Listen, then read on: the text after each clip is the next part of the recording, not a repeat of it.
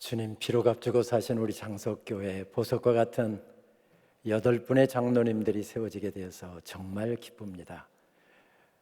청주의 어느 교회에서 발전기금을 좀 전달하고 싶다 해서 아침 일찍 내려갔다가 3시간 내려오면서 차는 막히죠. 기도가 절로 나왔습니다. 우리 장로님들 위해서 기도하는데 우리 장로님들이 땀과 정성과 눈물을 흘리면서 교회를 섬겨갈 때 하나님의 영광은 얼마나 크게 나타날 것이며 교회가 세워지는 축복은 얼마나 놀랍게 진행될 것인가 하는 것이 마음으로 와닿았습니다. 우리 장로님들을 통해서 교회가 주님께서 우리 성도들이 기쁨을 누리고 행복해지는 역사가 있게 되었으면 좋겠습니다. 다시 한번 축하드립니다. 제가 사는 아파트에는 주목 몇 그루가 심겨져 있습니다. 오래된 아파트이다 보니까 주목들이 대부분 다 뿌리를 내리고 잘 자랐는데 언젠가 산책길에 보니까 나무 한 그루가 비스듬히 쓰러져 있었습니다. 발로 꼭꼭 밟아주고 세워주었습니다. 아내하고 아파트 경내를 산책하다가 마침 버려진 버팀목 하나가 있길래 그것 주워다가 집에서 끈 가지고 쓰러진 쪽으로 세워주었습니다. 쓰러지지 말고 잘 자라라 하는 마음으로 묶어주고 왔습니다. 그런데 며칠 후에 보니까 센 바람이 지나간 다음에 버팀목을 대준 반대쪽으로 쓰러져 있었습니다. 본래는 3개를 대줘야 되는데 버팀목을 구할 수가 없어서 하나를 세워주었더니 그 반대쪽으로 쓰러져 있었습니다. 하나를 더 구하려고 산책길에 아파트 이것저것을 살펴보았지만 버팀목 할 것이 없었습니다. 그렇게 며칠이 지나고 보니까 관리소 직원들이 아예 그것을 뽑아내 버렸더군요. 여러분들 아시는 대로 붉을 주자를 써서 속이 빨갛다고 해서 붙여진 주목이라고 하는 나무는 살아서 1000년을 가고 죽어서 1000년을 간다는 나무이지요. 저는 강원도 하천의 한 보병대대에 소총 소대장으로 오랫동안 근무를 했습니다. 화학산이 한 5-6km 떨어진 것이었죠. 언젠가 대대장이 부르시더니 새로운 임무를 주었습니다. 소대원들을 데리고 가서 화학산 계곡에서 벼락맞은 주목 뿌리를 캐오라는 그런 임무였습니다. 일주일 동안 텐트 치고 화학산이 1565고지인가 5m인가 굉장히 높은 산이고 험한 산이잖아요. 계곡에서 벼락 맞아 죽은 주목 뿌리를 캐서 내린다라고 하는 것은 보통 힘든 일이 아니었지만 군대에서 또 안 되는 일도 없잖아요. 그래서 그렇게 끌어내린 주목 뿌리를 M60이 트럭에다 싣고 그것을 목공소에다가 몇 차례 실어 나른 적이 있습니다.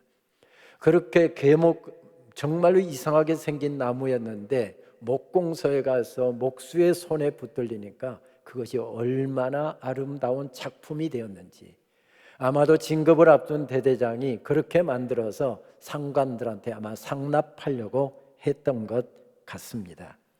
아무리 귀한 나무임에도 불구하고 아파트 직원에게 그것은 귀찮은 존재였습니다. 그러나 적어도 그 나무의 가치를 아는 사람, 그리고 그 나무를 살리려고 하는 버팀목이 되어주는 것이 든든하게 세워져 있었다고 한다면 그 나무는 결코 뽑히지 않았을 것입니다. 그래서 복효근 시인은 버팀목에 대하여 그런 멋진 시를 남깁니다. 태풍에 쓰러진 나무를 고쳐 심고 강목으로 버팀목을 세웠습니다. 산 나무가 죽은 나무에 기대어 섰습니다.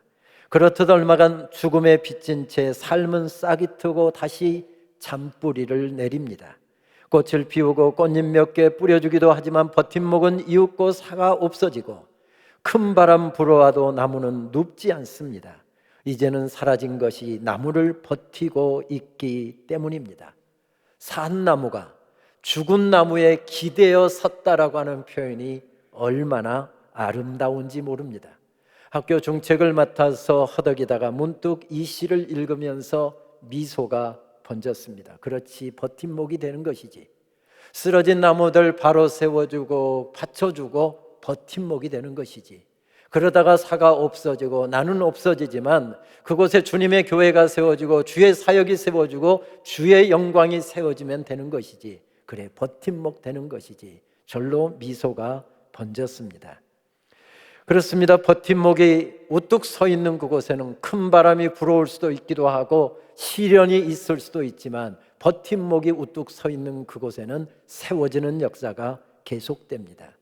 그래서 시인은 시의 마지막 부분에서 우리의 기억을 소환하면서 그의 노래를 이렇게 이어갑니다. 내가 허이허이 길 가다가 만져보면 죽은 아버지가 버팀목으로 만져지고 사라진 이웃들도 만져집니다. 언젠가 누군가의 버팀목이 되기하여 나는 싹 틔우고 꽃 피우며 살아가는지도 모릅니다. 시인이 우리의 기억을 소환해서 누구를 기억하도록 만듭니까? 죽은 아버지, 나를 세우기 위해서 아침부터 저녁 늦게까지 뛰고 또 뛰셨던, 그러다가 허리가 구부러지고 그러다가 기운이 다 빠지시고 결국 세상 떠나신 아버지가 기억난답니다. 그렇습니다. 저는 이 부분을 읽다가 눈물이 왈칵 쏟아졌습니다. 누구에게나 이런 버팀목이 있어서 지금까지 세워졌기 때문입니다. 하지만 누군가의 버팀목이 된다라고 하는 것은 결코 쉬운 일은 아닙니다. 왜 그렇습니까? 내가 사가 없어지는 일이기 때문에 그렇습니다. 나는 드러나지 않고 누군가를 세우고 누군가를 드러내는 일이기 때문에 그렇습니다. 교회 중직자가 된다라고 하는 것은 교회와 성도들의 버팀목이 된다는 의미입니다. 만약에 중직자가 되어서 군림하려고 하고 내 이름 드러내려고 하고 내가 한 일들을 드러내려고 한다고 한다면 교회는 세워지지 않고 성도들은 오히려 버팀목을 자처하고 나섰지만 자기가 주인 노릇하는 그 사람으로 인해서 힘들어지게 될 것입니다. 그래서 잘 세워지면 영광이요 기쁨이요 행복입니다.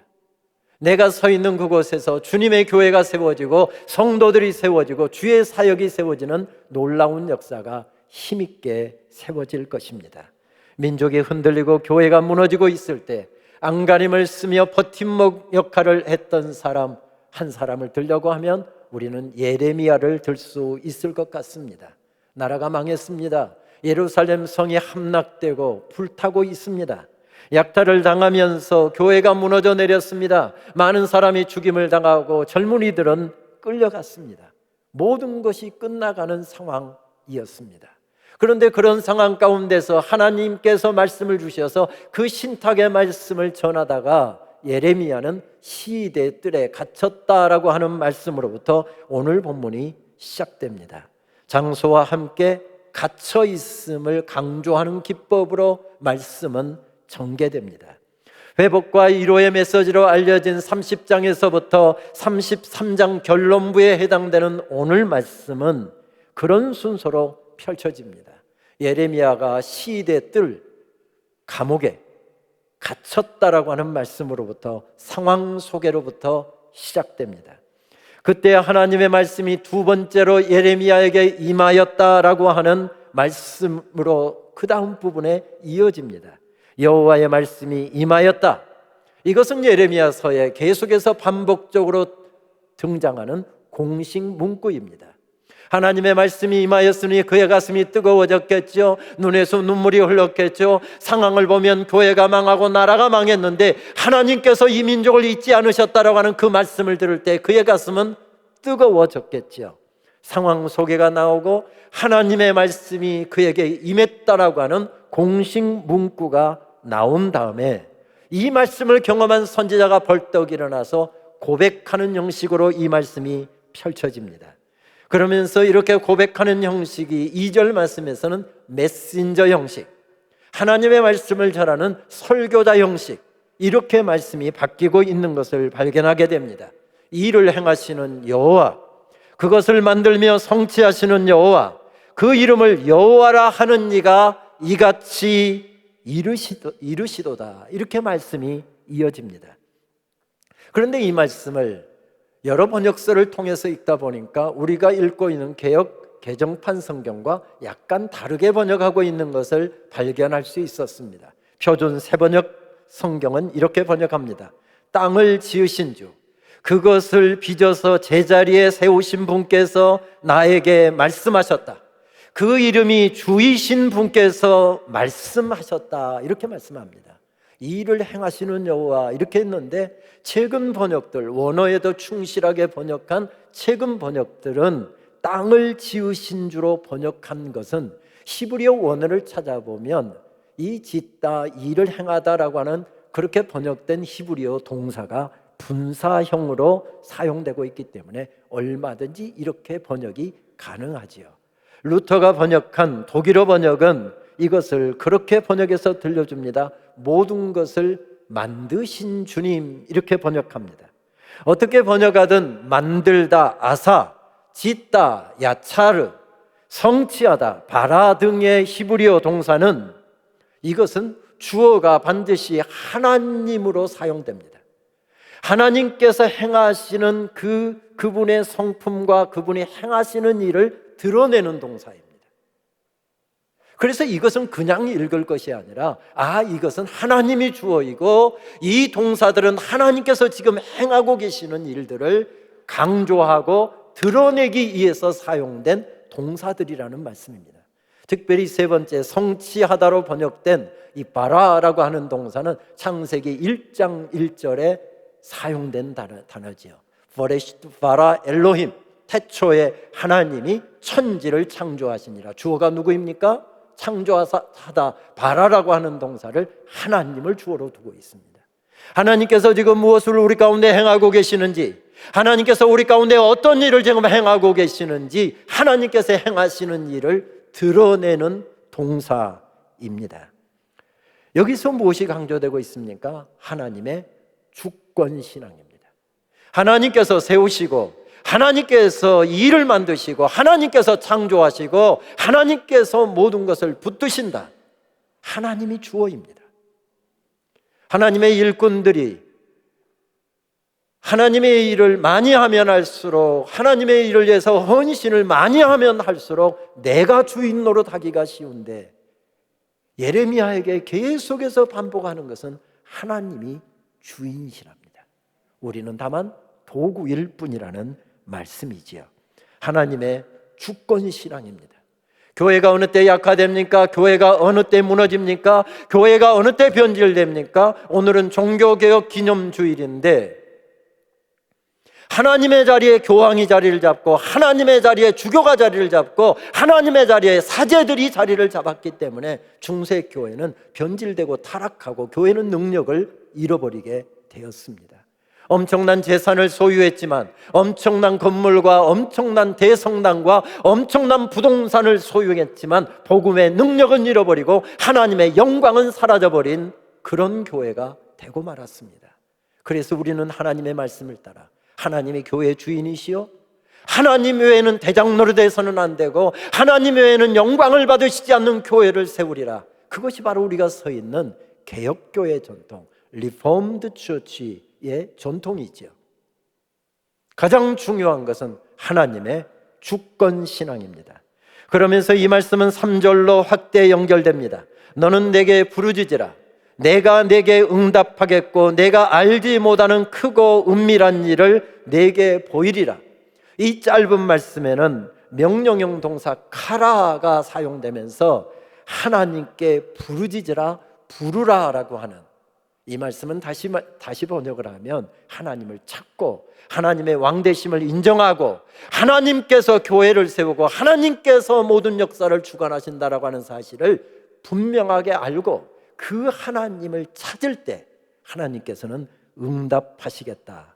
아나라고 하는 동사로 이어지고 있습니다.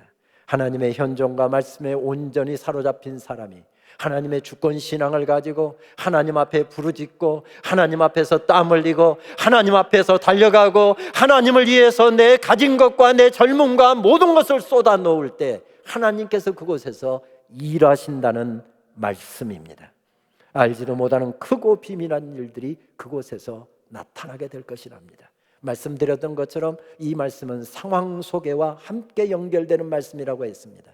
어떤 상황입니까? 나라가 무너진 상황입니다. 성이 무너진 상황입니다. 교회가 무너진 상황입니다. 그럼에도 불구하고 버팀목 역할을 하는 사람들이 하나님의 주권 신앙을 가지고 열심히 그들이 서 있을 때 세워지는 역사는 계속될 것이라는 말씀입니다. 하나님께서는 1901년 5월 달 500년을 이어왔던 조선이 무너져 내리고 있을 때 평양 땅 북장로교 선교사 사랑방 한 켠에서 학생 2명을 데리고 작은 학교가 시작되게 했습니다. 그리고 6년 후에 그 학교는 7명의 일회 졸업생을 배출했습니다. 이름하여 길선주, 양전백, 서경조, 한석진, 송인서, 방기창, 이기풍, 우리 교단의 첫 목사님들이었고 한국교회 최초의 목사님들이었습니다. 그분들의 나이를 살펴보았더니 38살 먹은 사람이 한 사람, 40세가 3사람, 그리고 대부분 58세까지 있었습니다. 그 당시 1900년대 초에 한국 남성들의 평균 수명은 40세였습니다. 그러니까 7명을 배출했지만 그 중에서 썸먹을 수 있는 사람은 딱 한 사람밖에 없고 나머지 사람들은 언제 죽을지 모르는 별로 효용가치가 없는 사람들이었습니다. 그런데 이들이 어린 교회를 품기 시작했습니다. 어린 성도들을 품기 시작했습니다. 평양 인근으로부터 시작해서 전국으로 퍼져나가기 시작했습니다. 그래서 그들이 버팀목의 역할을 했을 때 나라가 기울어지고 나라가 망한 상황이었지만 선교 역사상 가장 놀라운 부흥을 경험하는 한국교회 성장이 바로 이들로부터 시작되었습니다. 무슨 이야기죠? 버팀목들이 있을 때 나라가 망했어도, 교회가 허물어졌어도, 아니 교회는 아직 시작도 안 되었어도 버팀목들이 있을 때 세워지는 역사가 계속되었다는 산 증거이지요. 그래서 그 학교는 버팀목을 세우기 위하여 몸부림쳤습니다. 적어도 1960년대 전까지는 외국에서 보내온 선교비와 눈물 젖은 그런 후원금들을 통해서 학교가 세워졌습니다. 선교사들의 헌신을 통해서 세워졌습니다. 때로는 엄청난 위협을 당하기도 했습니다.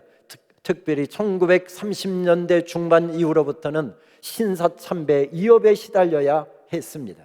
1938년 드디어 학교는 신사참배를 하지 않고서는 학교 교육을 계속 이어갈 수 없었을 때 1938년 8월 21일 교수회에서는 아예 학교에 문을 걸어 잠그기로 했습니다. 800만의 잡신들을 섬기는 일본 신사의 우상 숭배를 할 수 없다. 우리는 차라리 학교 문을 걸어 잠그더라도 우상 숭배를 할 수 없다. 그래서 교수들은 학교 문을 걸어 잠그고 학생들이 있는 농촌으로 마을로 찾아가서 찾아가는 신학교육을 했더랬습니다. 그리고 1945년 해방과 함께 다시 학교 문을 열었지만 이제는 무신론주의자들인 공산주의의 위협을 견디지 못하다가 4대 교장 김인준 목사님은 끌려가서 순교를 당합니다. 재학생들과 그리고 동문들 몇 사람은 산채로 매장을 당하기도 하고 총살을 당하는 어려움을 겪기도 했습니다. 그래서 신학교육을 이어갈 수가 없어서 모든 것 다 버려두고 무작정 서울로 내려왔습니다. 갈 곳이 없었습니다. 800만의 잡신을 섬기고 잡신에게 예배하던 신사참배하던 일본 신궁터, 그곳에는 감히 다른 사람이 범접을 못하는 그런 비어있는 적산가옥이었습니다. 그래서 정부의 허락을 받아서 남산 어린이회관 옆에 있는 신궁터에서 하나님이 왕이심을 선포하고 하나님이 다스리심을 선포하면서 그곳에서 신학교육을 이어갔습니다. 2년 후에 한국전쟁이 발발했을 때 부산으로 대구로 피난가서 미군에게 가서 24인용 텐트를 얻어다가 그곳에서 신학교육을 계속 이어갔습니다. 왜 그렇습니까? 버팀목이 있어야만 한국교회가 세워지기 때문에 그렇습니다. 영적인 버팀목이 있어야만 성도들이 험한 세월 어려운 시절을 지나가는, 마치 예루살렘 성이 함락된 것처럼 민족이 기울어지고 나라가 기울어지는 이 상황 가운데서 버팀목이 있어야만 세워지는 역사가 계속될 것이기 때문에 그랬습니다. 그 학교는 올해 강나루 언덕에서 120주년을 맞고 있습니다. 개교기념 행사를 준비하면서 기도하고 있을 때 하나님께서 마음속에 제게 주시는 음성은 그것이었습니다. 평양에서 강나루에 이르는 동안 그 모진 역경의 시간에 세워질 수 있었던 것은 버팀목들이 있었기 때문이다. 무너지는 교회를 바로 세워갈 버팀목이 될 사람을 세워라. 아니, 내가 버팀목이 될 때만 그 일은 가능한 일이다. 그렇습니다. 하나님의 주권적인 신앙에 바로 서서 내가 버팀목이 되어야만 하나님의 역사는 이어진답니다. 그렇습니다. 저절로 되는 일은 하나도 없습니다. 특별히 하나님의 역사는 저절로 되는 일은 없습니다. 이 아름다운 장석교회가 세워진 것도 우리 장로님들의 선배 장로님들과 수많은 성도님들과 여기에 함께 하신 원로 목사님의 피땀으로 이 교회가 세워지지 않았습니까? 저절로 되는 일은 없습니다. 아름다운 봄도, 아름다운 들판도, 아름다운 가을 들판도 저절로 주어지지는 않습니다. 그래서 안도현 시인은 이렇게 노래합니다. 제비때가 날아오면 봄이라고 함부로 말하는 사람은, 봄이 남쪽에서 온다고 철없이 노래 부르는 사람은, 때가 되면 봄은 저절로 온다고 창가에서 기다리는 사람은 이 들판에 나오느라. 여기 사는 흙 묻은 손들을 보아라. 여기 사는 흙 묻은 손들을 보아라. 영차 어기영차 끝끝내 놓치지 않고 움켜진 일하는 손들이 끌어당기는 봄을 보아라. 흙 묻은 손들이 있을 때 한마음 되어서 끌어당기는 그곳에서 새 봄이 시작되고 가을 들판이 펼쳐진답니다. 어디에 눈길을 두어도 아름다운 이 계절을 살면서 나태주 시인은 가을이다, 부디 아프지 마라, 이렇게 외치고 있습니다. 악성췌장암으로 투병하면서 생사의 갈림길에서 허덕인 경험이 있기 때문에 이런 시를 쓴 것일까요? 그것만은 아닙니다. 그의 시는 이렇게 앞부분이 이어집니다. 어딘가 내가 모르는 곳에 보이지 않는 꽃처럼 웃고 있는 너 한 사람으로 하여 세상은 다시 한번 눈부신 아침이 되고, 어딘가 내가 모르는 곳에 보이지 않는 풀잎처럼 숨쉬고 있는 나 한 사람으로 하여 세상은 다시 한번 고요한 저녁이 온다. 그러면서 외치고 있는 말이 가을이다, 부디 아프지 마라. 그렇게 외칩니다. 우리 장로님들이 우뚝뚝 서 가실 때에 장로님들을 통해서 누군가는 눈부신 아침을 맞게 되고 누군가는 고요한 저녁을 맞을 것이기 때문에 아프지 말합니다.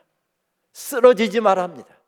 무너져 내리지 말합니다. 모든 것이 무너져 내려도 실망하고 좌절하고 절망하면서 무너져 내리지 말고 하나님께서 주신 말씀, 여호와의 말씀이 내게 임하시니라. 그 말씀 붙잡고 벌떡 일어섰던 예레미야처럼 그렇게 우뚝 서 있을 때 교회는 주님의 영광을 맛보게 될 것이고, 어려움의 긴 터널을 지내고 있는 성도들은 세워지는 우리 장로님들 때문에 노래하게 되고 하나님의 영광을 맛보게 될 것입니다. 이 어려운 때 교회와 사람들이 힘차게 세워지는 역사가 오늘 세움받는 귀한 장로님들을 통해서 더 영광스럽게, 더 섬세하게, 더 놀랍게 펼쳐질 수 있게 되기를 바랍니다. 기도하시겠습니다.